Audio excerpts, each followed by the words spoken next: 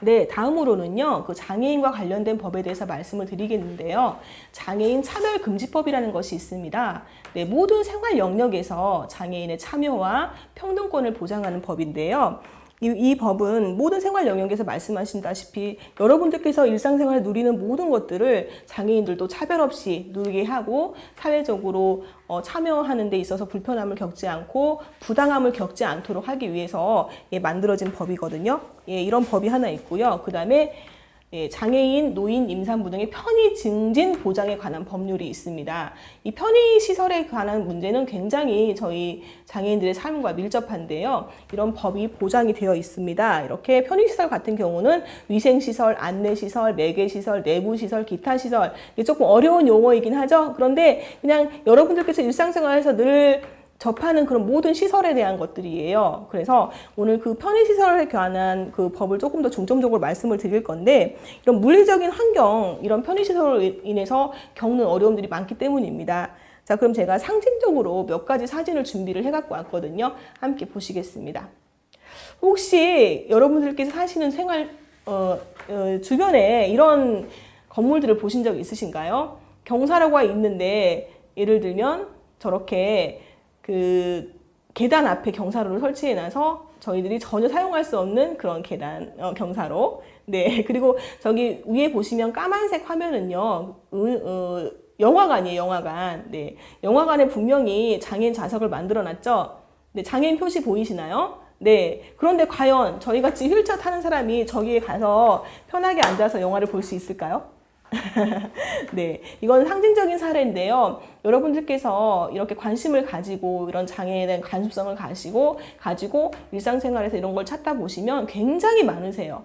우리 전주에도 되게 많고요. 제가 살고 있는 군산에도 많고요. 전국 방방 곳곳에 이렇게 정말 문제가 되는 편의시설들이 많이 있습니다. 그래서 이런 걸 대할 때마다 저희들은 정말 에베레스트 산보다 더 높은 그런 어떤 장벽을 느낍니다. 그래서 이런 것들을 보셨을 때 그냥 지나치지 마시고 민원도 넣어주시고, 또 요즘에 생활 불편 앱에 이렇게 사진 찍어서 올려주시면 바로 또 국민신문고로 넘어가서 처리가 되거든요. 관심을 가져주셨으면 정말 좋겠습니다. 네, 이런 사례 또 보여드릴게요.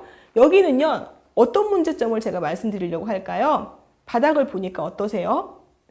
이건 어떤 장애인과 관련된 걸까요? 네. 시각장애인 분들을 위한 점자 블록인데 이렇게 깨져 있어요. 이렇게 파손된 게 굉장히 많거든요. 자, 시각장애인 분들은 인지판기를 이용해서 이렇게 점자 블록을 이용하고 그래서 길을 혼자 잘 찾아다니시는데, 그런 편의시설들이 이렇게 파손되어 있고 또 어떤 거리에는 보면 아예 설치도 안 돼 있고요. 근데 법적으로 분명히 하라고 되어 있는데도 불구하고 그렇지 않은 곳이 굉장히 많습니다. 이런 부분들도 지나가시면서 점자 블록이 있네 이렇게만 생각하지 마시고 여기 깨져 있네, 가다가 왜 이게 중간에 끊겨 있지? 이렇게 한 번씩 관심을 가져주셨으면 정말 좋겠어요. 자, 여기는 어딘가요? 이거는 분명히 장애인 전용 화장실입니다. 그런데 그 화장실로서의 기능을 못하고 있죠. 그런 역할을 못하고 있죠. 청소 도구함으로 바뀌어 있는 사례입니다. 이런 사례는 너무나 많아요. 그래서 어떤 장애인분들은 우리나라에 이런 돌아다니다가 이런 화장실을 만날까봐 겁이 나서 아예 기저귀를 차고 다니신 분도 계세요. 네, 화장실이 있어도 사용하지 못하는 현실. 너무 기가 막힌 거잖아요. 저도 그런 피해자이기도 하고, 이건 제가 직접 피해를 당한 사진이에요. 제가 직접 찍은 건데 저는 여기서 볼일을 보지 못했습니다. 네, 누가 그 당시에 옆에 계신 도와드릴 분이 아무도 안 계셔가지고 저는 그날 이제 옷에다 실수를 하고 말았는데, 이게 저만 겪는 어려움이 아니고 이렇게 화장실이 이렇게 되어 있을 때는 많은 장애인분들이 그런 피해를 당할 수 있다는 거 꼭 기억을 해주셨으면 정말 좋겠습니다. 자, 여기는 어떤 문제점을 제가 말씀을 드리려고 할까요? 높이에 대한 문제겠죠. 화장실 앞에 있는 버튼이에요. 자, 자동문 버튼은 0.95cm 정도로 누를 수가 있는 높이인데, 불을 켤 수 있는 그 스위치는요, 높이가 1m가 넘죠. 이럴 경우에는 누를 수 없는 분들이 굉장히 많이 계세요. 저 같은 경우는 손이 높이 안 올라가는데 손을 올릴 수 없는 분들이 되게 많거든요. 그래서 이 편의시설에 이런 높이에 대한 규정이 강제적으로 되어 있지 않아서 임의적으로 몇 센치부터 몇 센치까지 할 수 있다라고만 정해져 있기 때문에, 그 건축을 담당하시는 그런 분들이 어떤 특별한 마인드가 없는 이상은 이렇게 그냥 마구잡이로 아무렇게나 네, 높이를 설정해 놓기 때문에 저희들이 이용할 수가 없는 경우가 정말 많습니다. 심지어는 불을 못 켜고 깜깜한 화장실을 보는 일 볼 때도 있어요. 그래서 이런 높이에 대한 감수성도 우리가 가지고 있어야 된다는 거 말씀을 드리고요. 자, 누수로 인하여 착석을 금지합니다. 촉수, 엄금. 이 두 가지 문구가 어떻게 느껴지시나요? 어려우신가요? 그냥 뭐 편안하게 이해가 되시나요? 그렇지 않다고 저는 생각합니다. 저도 굉장히 어려웠거든요. 특히나 촉수, 엄금 이런 말 같은 경우는 전 촉수가 무슨 어떤 더듬이를 얘기하는 줄 알았어요, 처음에. 자, 제가 이 문구를 말씀을 드린 이유는 어떤 장애 유형과 더 밀접하기 때문에 말씀을 드리냐. 혹시 짐작하셨나요? 네, 발달장애를 가지신 분들한테는 이렇게 어려운 말 굉장히 이해가 하기가 힘듭니다. 네. 그래서 이런 말들을 우리가 일상생활에서 바꿔나가야 된다. 누수로 인하여 착석을 금지합니다. 촉수원금. 이거 쉬운 말로 바꿀 수 있을까요? 없을까요? 충분히 바꿀 수 있겠죠. 어떻게 바꾸면 좋을까요? 네, 누수로 인하여 착석을 금지합니다. 쉬운 말로 비가 오니까 물이 새니까 앉지 마세요. 비가 아니라 네, 물이 새니까 앉지 마세요. 이렇게 쉽게 해주면 되는 거고 촉수원금. 이거는 말 그대로 만지지 마세요.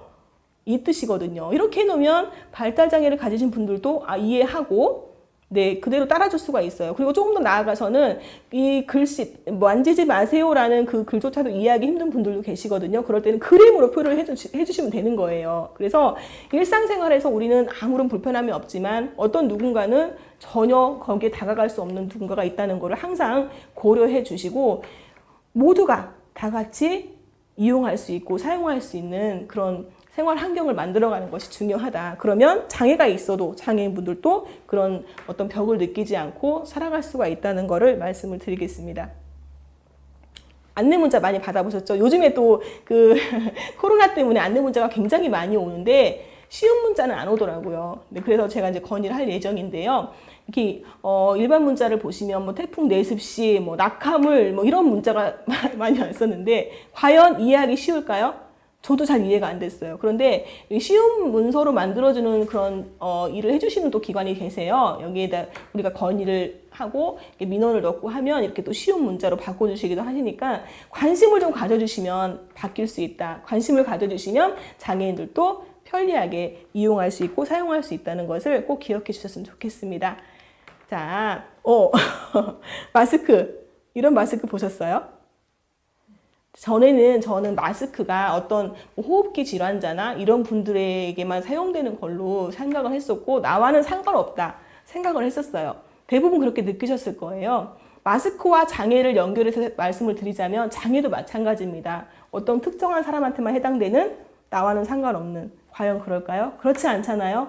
마스크도 마찬가지예요. 자, 일반 마스크를 처음에 코로나 막 터졌을 때 마스크가 많이 나오다가 어떤 분이 그러면은 구화를 사용하는 청각장애인들은 그 마스크를 써버리면 의사소통이 안 되는데 어떻게 합니까? 이런 고민을 가지셨어요. 그래서 그 고민의 결과 이렇게 입모양이 보이는 이걸 영어로 하면 립뷰라고 하거든요. 네, 이런 입모양이 보이는 마스크를 만드셔서 이렇게 그분들이 또 편리하게 사용을 하고 계시다는 거. 우리가 이런 마인드로 가야 된다. 이 말씀을 드리는 거거든요. 자, 누구나 다 사용 가능한 디자인, 이거를 전문 용어로 유니버셜 디자인이라고 합니다. 이런 건물 보셨나요?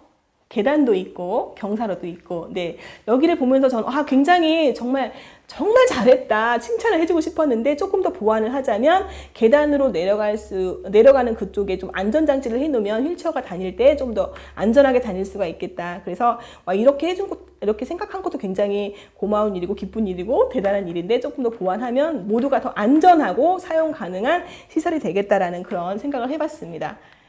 네, 여기는요 멀리 샌프란시스코에 있는 어떤 한 건물이에요. 그 건물에서 제가 너무 감동을 받아서 찍어온 건데 힌트를 드리자면 옆에 문이 있죠. 네, 그리고 문 옆으로 보시면 기다랗게 그 장애인 표시가 되어 있는 뭔가가 있습니다.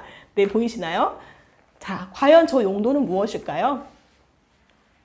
네, 도무지 모르겠다고 하시는 분들 되게 많으셨어요. 자, 힌트가 문이라고 그랬잖아요. 저거는요, 손으로도 누를 수 있고 발로도 누를 수 있는 버튼입니다. 와, 저는 그 나라에 가서 제일 감동받았던 게 바로 이 버튼이었어요.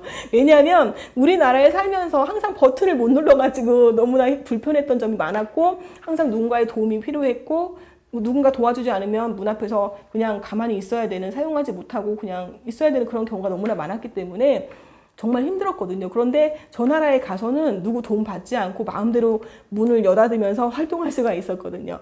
자, 이런 발상을 어떻게 하게 되었을까요? 누구나 다 사용 가능해야 되니까. 장애인들 중에 그 손만 사용하는 장애인만 있는 게 아니에요. 또 발만 사용하는 장애인도 있어요. 손을 전혀 사용하지 못하고 발만 사용하는 장애인분들은 발로 모든 걸 다 하세요. 운전도 하시고, 네, 다 하시는데 그분들이 이런 장치를 설치를 해 놓으시면 얼마나 편리하게 불편함 없이 사용할 수가 있겠어요. 그래서 이런 사례를 제가 보여드리는 겁니다. 자. 네, 이렇게 일상생활에서 장애인들이 겪는 불편한 부분들, 편의시설로 인해서 당하는 피해 사례들을 보시면서 어떤 생각이 드셨나요? 이게 과연 인권 침해라는 생각이 드셨나요?